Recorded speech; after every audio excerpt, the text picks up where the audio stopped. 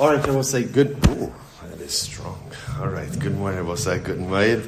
It is good to see everyone. Baruch Hashem. Let us begin. Begin by thanking all of our sponsors for this morning's shir. To thank our TALMUD Torah sponsors for the month of Tafshin Pei Hey, the Tilson Family, for dedicating all the Sherman Drushos this year as a zechus for besuros, tovos for Am Yisroel, and the Hashem for their mishpacha. TALMUD Torah sponsors for the month of Tishrei, Dr. Linda Weinberg, in memory of her husband, Dr. Paul Weinberg, Paris Moshe ben Avraham David, Avraham and Shindi Kelman, in memory of their parents, Jerome and Bernice Kelman and Alexander Friderica David, and our week of learning sponsors, Tzvi Shaindy Shear, in the zechus of refuah sheleima for Tinok ben Miriam. We hope that in the merit of our TALMUD Torah, all of the Neshama Slav and Aliyah, the family Zay Nechama, and Halavai, we should be Zochei Meretz Hashem to the return of our hostages, the success of our holy soldiers, B'chol Ma'aseh Yadeim, and truly besuros, tovos, and shalom for all of Am Yisroel.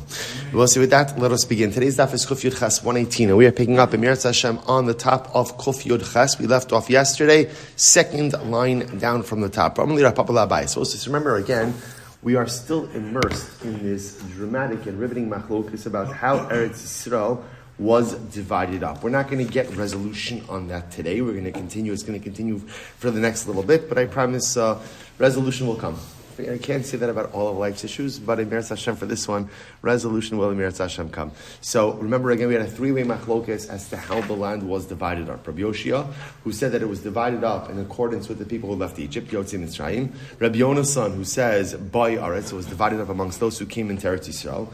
But even according to that approach, Rabbi Yonasan, remember there was this interesting idea that it was divided up amongst those who entered into Eretz Yisrael, but then it kind of went back into the pot of Yotzei Mitzrayim and was then redivided like that. From Shimon Elazar was of the opinion that it was both.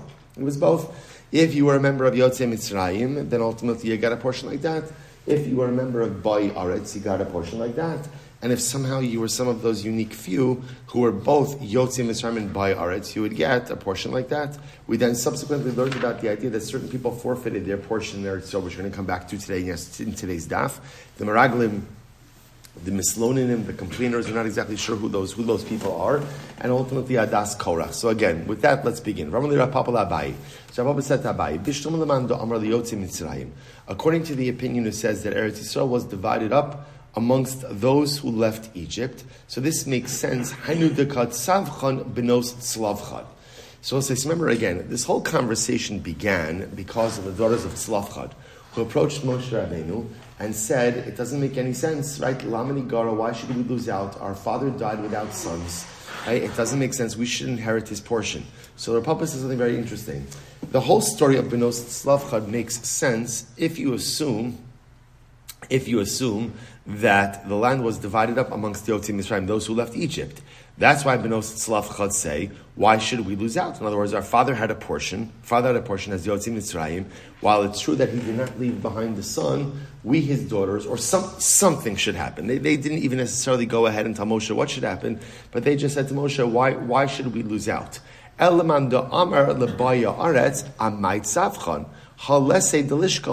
according to the opinion that says that the land was divided up amongst those who entered into Eretz Yisrael, why would Benos Tzlavchad have a taina? Right? In other words, they wouldn't have a claim. Because, why wouldn't they have a claim? Their father was dead. There was no one to inherit. So we'll say here, very interesting ideas. So therefore, the Gemara is bringing up the entire story with Tzlavchad must be a proof to the fact that the land was actually divided up among Yotzei Mitzrayim, because then Tzlavchad would have had a portion. Then the girls would have claimed, why should our father's portion ultimately disappear into the ranks of Klal Yisrael? But if you hold that it was divided up amongst the people who inherited the land, so okay, unfortunately, Tzlavchad didn't merit to come into Eretz Yisrael, but he didn't have a portion. To which the Gemara says, Amat Tzavchan, halesa delishkol, el lechazara v'lital b'nichsei chefer. No, because again, remember the Gemara says, going back, even if you hold that the land was divided up amongst those who went ahead and those who entered into Eretz Yisrael, but remember again, then there was that retroactive repooling of everything. So according to that, they still should have gone ahead and acquired. Why? Because remember again, Tzlavchad was the son of Chefer. Not only that, as we've established, what Tzlavchad was a Bachar. So he had Pishnayim. So even if technically speaking, the members of Tzlavchad's extended family went ahead and inherited when they entered into Eretz Yisrael, that should retroactively be pulled back to Chefer, and therefore the girls were claiming, Bnot Slavchad were claiming that they should have a right in Chefer's portion, right? And again, or in their father's chilik of what would have been Chefer's portion. Okay, so according to the opinion that says that land was divided up amongst those who left Egypt. Okay, so this is very interesting. So as I said, now we're switching gears a little bit. So when Yoshua leads Klal Yisrael into Eretz Yisrael, so Yoshua is approached by the tribe of Yosef. Really, it's the tribes of Yosef. But there, he's approached by Yosef, and Yosef complains. Why did Yosef complain? D'chsiv, Vayidabru b'nei Yosef. Now, the rest of the pasuk is, Vayidabru b'nei Yosef es Yoshua lemor, Madua nasata li nachal goral echad, v'achevel echad, v'ani am rav, ad asher kol berchani Hashem. So something very interesting. The Yosef, right, Menashe and Ephraim, the tribes of Yosef, yesterday's Ushpizin, so the tribes of Yosef ultimately experienced exponential growth between the time that they left Egypt and came into Eretz Yisrael. So therefore, again, so Yosef goes ahead and approaches Yoshua, representatives of the tribes of Yosef, come and approach Yoshua and say, it's not right. You're giving us one portion of land, but Kenai Nahara, we have grown significantly as a tribe. So this taina makes sense. In other words, their complaint makes sense of what? If the land was divided up amongst those who left Egypt, that would have meant that Yosef would have received the portion in accordance with their size when they left Egypt. So now it makes sense. Now when they're coming into Eretz Yisrael, they say, Yoshua, Kenai Nahara would become much larger. We need a larger portion of land. But according to the opinion who says that the land was divided up amongst those who entered into the land, then why would Yosef be complaining? After all, again, Yosef should get a portion of the land in accordance with what? His present size. So what's going on? To which the Gemara says, everybody would go ahead and get a portion. To which the Gemara says, no, mishum tfalim tahavi nafesh lehu. So this is interesting. Remember, not everybody gets a portion. Who doesn't get a portion? Children. So it could very well be that even if the land was divided up amongst those who came to Eretz Yisrael, and therefore again Yosef was given a portion reflective of his larger size, that's a larger size relative to adults. It could very well be that Yosef is approaching Yoshua and saying, Yoshua, Kenai Nahar, we have a very high birth rate, right? Kenai Nahar, there's a lot of kindalach, Baruch Hashem, a lot of children, and so the land that you've given us is not enough. So therefore, not really approved. If you look at the Rashbam says Mishum Tfalim, it's about halfway in the widest lines. Shahayu Achshav Meruben V'Gavru Yosem Mishar Shvatim V'Hein Lo Natlu El Lecheshbon Shel Yotzim Mitzrayim V'Haisen Nachalas Kol Echad Mu'etaz Michelik Ish Yisrael. So I'm sorry, Mishum Tfalim. Yisomim Shelo Hayu B'nei Esrim B'Chnisasim La'aretz V'Gam Lo Haya Lahem Av Hanichnas La'aretz Shiyan Chilei V'Chalko Kishiyamos. So this is very interesting. So the Rashbam understands that it's not just any children, but rather it's orphan children. The Rashbam says, orphan children. So these were children who were not yet 20 years old when they entered into the land. And ultimately, again, they did not have a father who was entering into the land as well. V'gam lo haya lahem av hanichnas la'aretz shiyan chilei v'chalko kishiyamos. V'gam lo haya lahem shum morish shiyatzim miMitzrayim sheyarshim mimenu al yidei chazara. So somehow, see, it's interesting because the Rashbam seems to be saying, the Rashbam is saying that the issue over here is uniquely orphan children. So orphan children, ultimately, again, who don't have a father, and apparently, again, for some reason, were not in any way connected in a familial fashion to some way to inherit.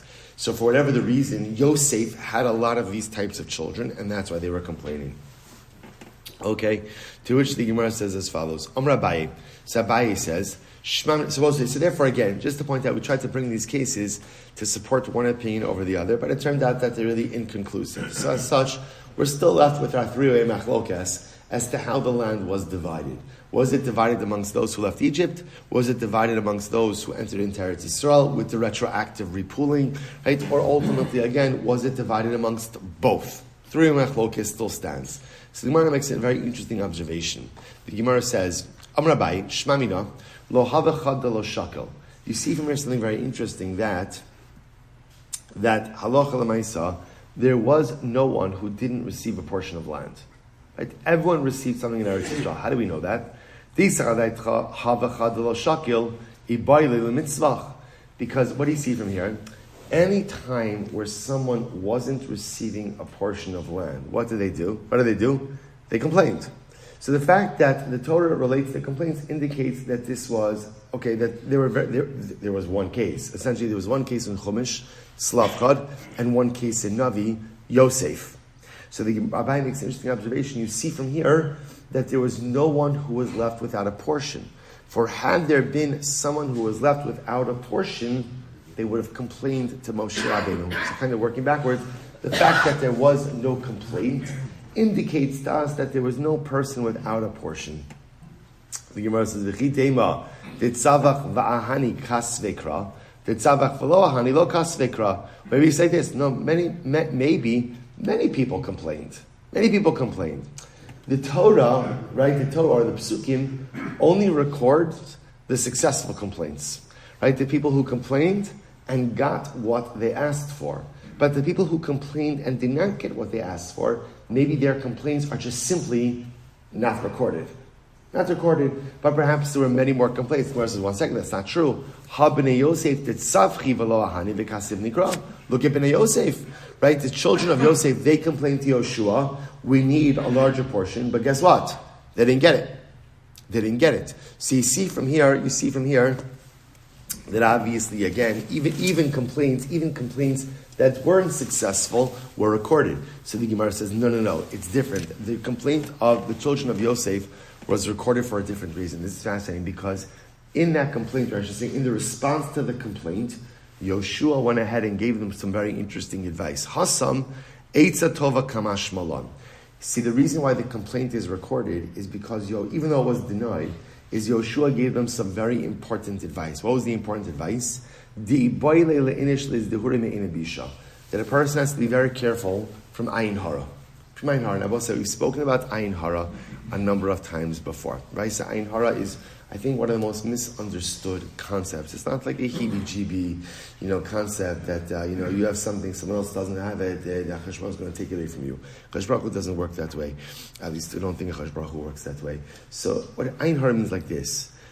Akash Baruch Hu gives us brachas. If my bracha becomes a source of pain for someone else, then HaKadosh Baruch Hu says, that's not why I gave you the bracha, and he removes it from me.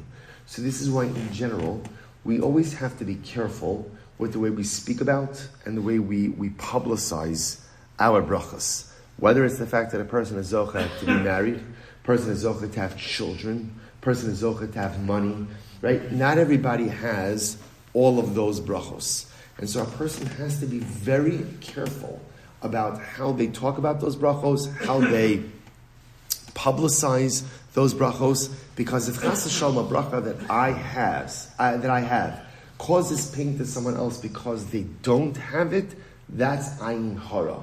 Then the Ribbon Shalom says, so that's why I'm giving you a bracha. I'm giving you a bracha so you should make another yid feel bad. So interestingly enough, so what happened over here? So Yosef comes to Yoshua. And Yosef says to Yoshua, it's not fair. Our tribe Kenai Nahara is so big and we don't have enough land. And what does Yosef say? What does Yosef say to them? He says, guys, be careful about how you talk. Yeah, Baruch Hashem, the Ribbon Shalom has benched you that you have a tremendously large tribe. Be careful about how you discuss that bracha. Be more tzanua. Be a bit more modest. Try to be a little bit more understated, because again, if that bracha causes pain to the other shvatim, then chas v'shalom you run the risk of losing that very bracha. So the Hainu Dikamri Yoshua Dichsiv. So listen to this. The Hainu Dikamri Yoshua. So what did Yoshua say to them? Dichsiv Vayomer Aleim Yoshua Im Am Ravato. If you are a very large tribe, Alei Lecha Hayara. Go up into the forest. Amalu, what do you mean go into the forest? Now Yoshua was saying, okay, so go get more land. In other words, Yoshua was saying to them like this. Number one, I'm not giving you any more of a portion of Eretz Yisrael. What you got is what you got. If you want to go out and conquer more land, go conquer more land. Right? But Lamai second, I'm not giving you any more. But it's interesting. Why does he tell them the forest? Amar lehu, lechu ve'chabu atzmechem bayarim. Maybe go and hide yourself, so to speak, in the forest. Shelo tishlot bachem ayin hara. in order ultimately, again, that the ayin hara should not devalve high. Now, before you turn the page, take a look at the last Rashbam. The Rashbam says, Fermer alem Yoshua, lahosif nachala'i efshar. Yoshua says, I cannot give you any more tribal portion. Right? What you have is what you have. However, I'll give you some good eitzah. Shem am rav ata alei lecha hayara. If you are really that large, go into the forest. Uvarasa kros hayar v'tivnei lecha sham bayis moshev kidichsiv, and go into the forest. Now, what's the chap of the forest? What's the chap of the forest? It's a little bit more private. It's a little bit more private, right? So go ahead, go into the forest, do whatever it is that you need. Do whatever it is that you need to do. Build, expand. Let's say, by the way, there's something also very beautiful in this exchange. See, it's interesting that what's happening over here. So Bnei Yosef are coming to Yoshua. They're saying, we're a very large tribe. Give us more land. Yoshua says, that's not the way life works. If you want something, go and get it. Go and get it. HaKadosh Baruch Hu gets us started. Right? In other words, like the way life works is that Ribono Shel Olam gives us like investment capital. Right? He's like the investment partner. What's the investment capital of HaKadosh Baruch Hu? I have a beating heart. I have eyes. I have ears. I have a brain that works. Right? Baruch Hashem. So Ribono Shel Olam says, here's my investment capital. Right? I'm investing in you. The problem in life is we wait around for other people to do things for us. And sometimes when we don't succeed, we attribute that lack of success because this one didn't do this, and this one didn't do this, and I was supposed to get this, and I was supposed to receive this. And by the way, you might be right. It could be that everyone in your life was supposed to do all different things to you, and they all failed you. That is quite possible. It is also quite possible that you were owed a variety of different things. In life, don't wait for other people to do things for you in order to be successful. If you want something out of life, go out and grab it and make it happen. It's such a fascinating exchange. So the tribe of Yosef is saying, we need more land, And Yoshua says, Kinulach, here's your portion. You want more? Fight for it. You want more? Go to war. You want more? Clear forests. There's only so many handouts you're going to get in life. I'll get you started, but if you really want to be successful, you need to make it happen for yourself. It is such a tremendous yisod, I will say, and it's one of the things that I think is I remember just the Ma'aseh Shayach. I remember that when I had to start with a rabbinic internship when I started out in the Rabbanos. So actually, I did a rabbinic internship in the Spanish-Portuguese synagogue in Manhattan. A wonderful experience, right? You know what the salary was? Salary? Zero. Because it used to be understood that in life, if there's something much more valuable than a salary, and it's called life experience. And you have to be willing to go ahead and work a little bit before anyone pays you anything. That's the way it works. It's one of the things that I feel like an old man, but I think it's one of the things that's lost on youth, right? Everyone wants that big paycheck, and they want it now, even with zero experience. And everyone feels that they are entitled to and again, I shouldn't say everyone, it's not everyone, but again, it is one of the handicaps of the younger generation, a feeling of like an entitlement to success without really having to work very hard in order to acquire it. So yes, there's investment. There's absolutely investment capital, right? But Lamaisa, at the end of the day, Yoshua says to Yosef, you want more? Go out and get it. You want more? Work hard for it. You want more? Go to war. You want more? Battle for it. Incredible. So what happens? So Yosef says back to Yoshua, Amud Beis, Amrulei. So they say back to, so I'm going to quote you 118b. They say back to him, Amrulei, Anan Mizar di Yosef lo shalta ba'ena bisha. So they said to him, no, we are from Yosef. Ayin Hara has no control over Yosef. Pretty incredible. Now, what does that mean? Dichsev ben Poras Yosef ben Poras ale ayin. Rabbi Yavo al tikri ale ayin elo ole ayin. So the tribe of Yosef is known as Ole Ayin. Ole Ayin means they rise above the eye. In other words, that Ayin Hara has absolutely no control over the tribe of Yosef. The Rashbam says over here, Ole Ayin. If you take a look, find Ole Ayin, Hein Olin Al Ha'ayin. The tribe of Yosef, they rise above the eye. V'sholtin alov ve'ein ha'ayin ola alehen. So this is incredible. The tribe of Yosef has control over the Ayin Hara, and the Ayin Hara doesn't have control over Yosef. Incredible. So the Gemara says, Rabbi Yosef B'Chanina Amar Mehacha. Rabbi Yosef B'Chanina says from here, V'yidgu larov v'keref haaretz. Right, remember again, this is by the bracha of Yaakov Avinu to Ephraim and Menashe. So literally, they will proliferate like fish in the midst of the land. Just like, again, the fish covered up by the water. The evil eye has no control over them. So too, again, the offspring of Yosef, Ayin Hara, has no control over them. So what is the pshat over here? What is the pshat over here that Ayin Hara has no control over Yosef? Right? So again, I understand the psukim, but what's the pshat? So we'll say, so it could very well be, what's the thing in life that is able to combat Ayin Hara the most? Right? What's the opposite of Ayin Hara? Ayin Tova, right? Let's I think it's a good solid guess. Ayin Tova. Let's say, what was the gadlus of Yosef? The gadlus of Yosef was his ability to see the good in people, despite the fact that they mistreated him terribly. The greatness of Yosef was that his brothers robbed him of his dignity, robbed him of his clothing, robbed him of his station in life, his position in the family, his future. And yet, amazingly enough, when Yosef was in a position of power, and would have absolutely been within his right to exact revenge, what does he do? He uses his position of power to take care of his family, to take care of his brothers. See, I will say, Yosef is the paradigmatic example of Ayin Tova, of what it means to be, and what is he? Remember again, when he goes in and reveals his identity to his brothers, and the brothers go ahead and they're so scared of Yosef, right? They couldn't speak. And what does Yosef say? Yosef says, guys, it wasn't you. It was HaKadosh Baruch Hu who sent me here. Really? It was HaKadosh Baruch Hu? It was HaKadosh Baruch Hu who took off your clothing? It was HaKadosh Baruch Hu who threw you into a pit? It was HaKadosh Baruch Hu who sold you like a piece of property? It was HaKadosh Baruch Hu? That's really, it wasn't your brothers? Of course it was the brothers. But Yosef understood that the brothers ultimately, again, were cogs in the wheel of a much greater divine plan.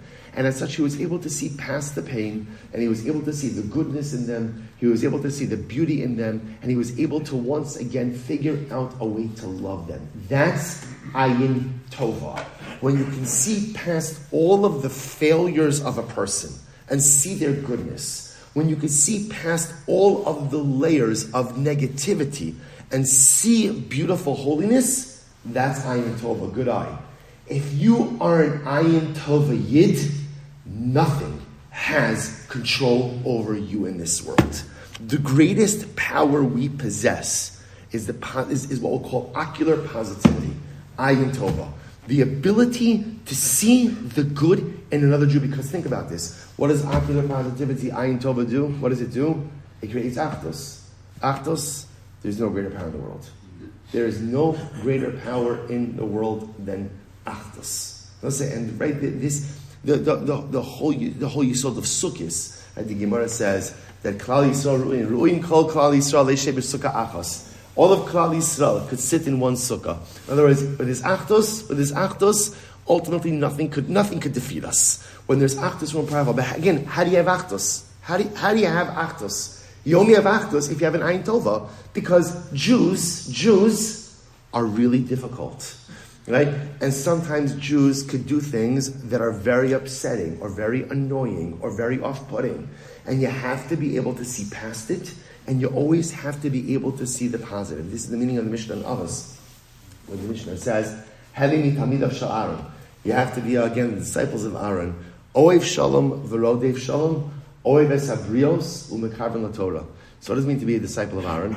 So again, remember, everybody loves Shalom. Normal people love Shalom. They love peace. What was the thing about Aaron? Aaron was a Rodev Shalom. He ran after peace. How do you run after peace? How do you run after peace?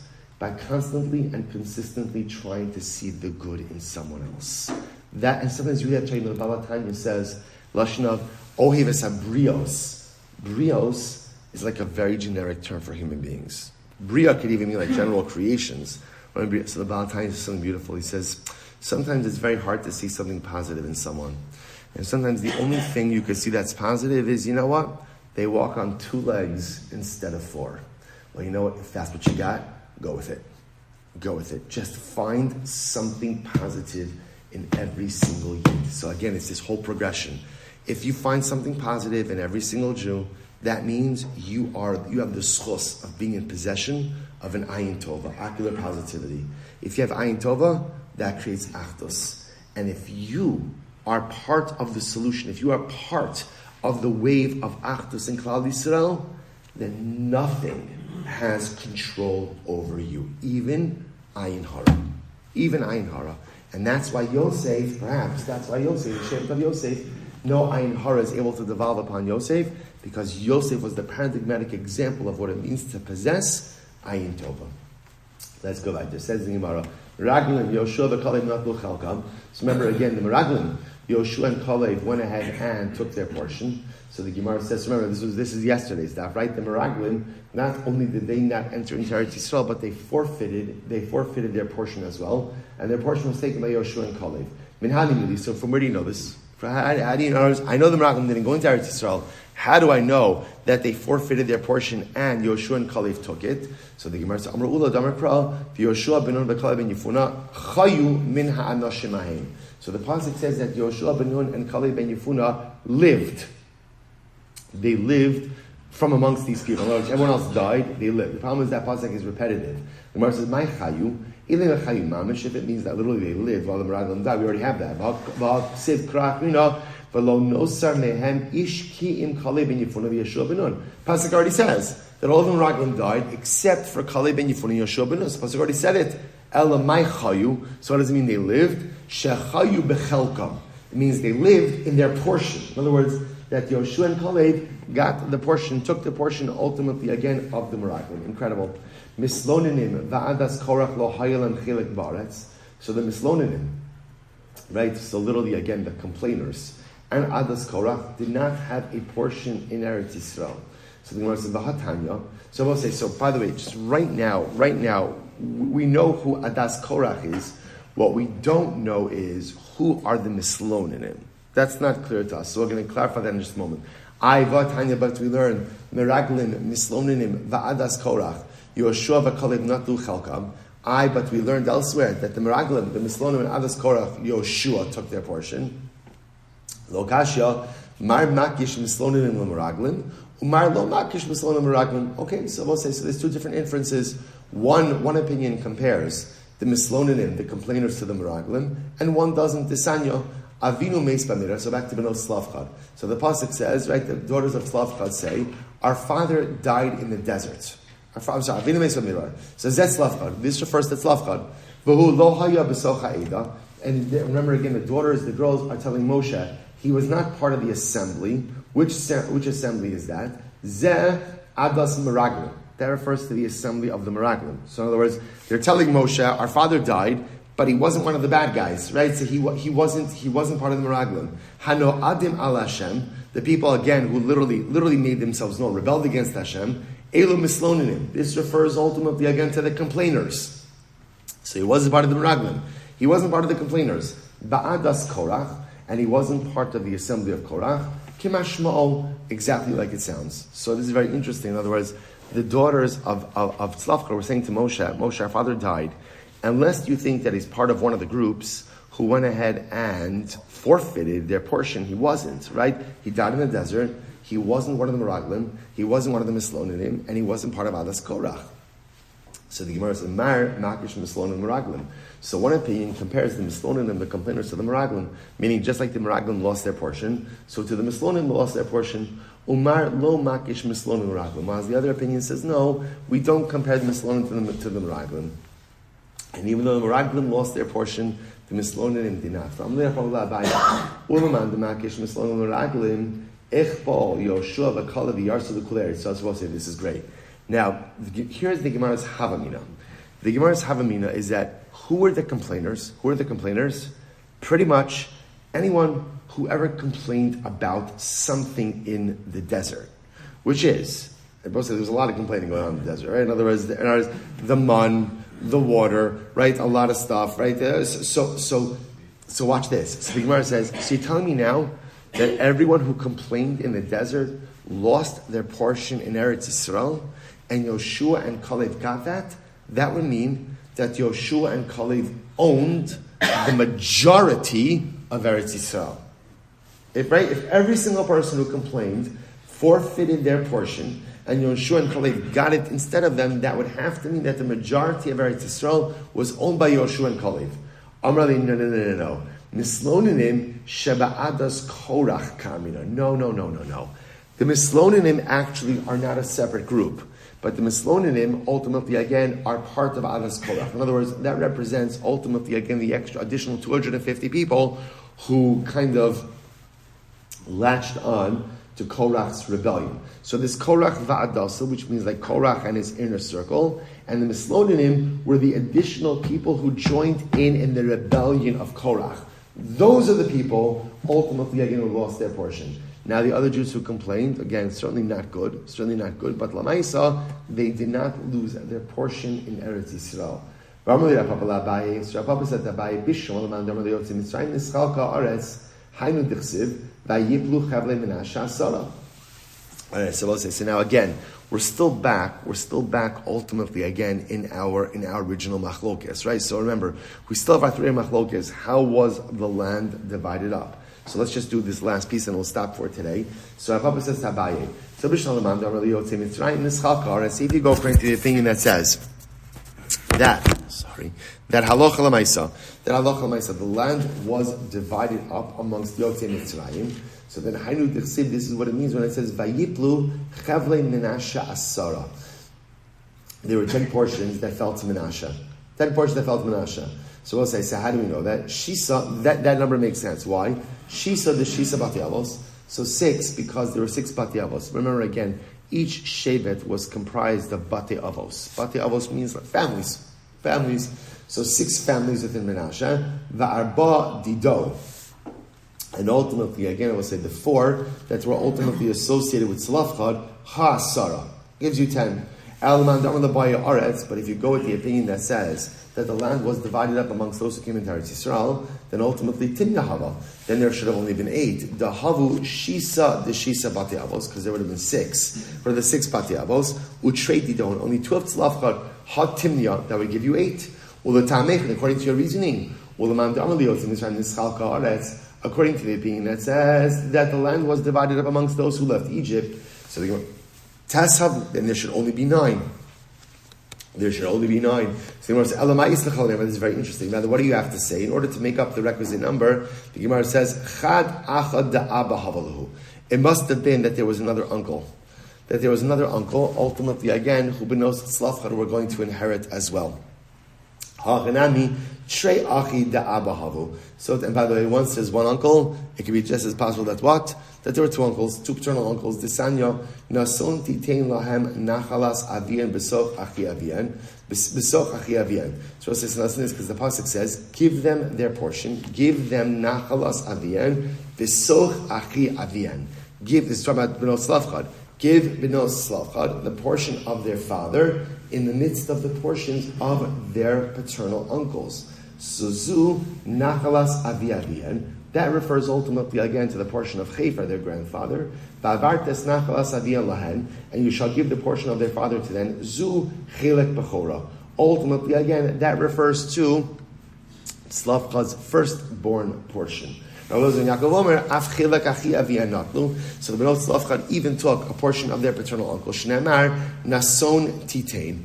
Ultimately, again, give to them double lashon. L'manda amar shrei achi da'aba havalu. So the Gemara says hahu me'achuzas nachala nafka. So ultimately, again, and according to the opinion that says that there were 2 paternal brothers, he learns it out from the pasuk of achuzas nachala. So we'll stop over for today. We're going to Yahrzeit Hashem. We're going to finish up. We'll finish up this sugya of nachalas Eretz Yisrael Yahrzeit Hashem tomorrow, get a little bit of, tomorrow or the next day, get a little bit more klari, but the truth is, it's okay. It's a zechus Baruch Hashem just to be able to dwell within Eretz Yisrael. Right? Again, it's zechus Baruch Hashem to be able to learn about Eretz Yisrael, the vision of Eretz Yisrael, and Misugyas, Nosai Shkoyach.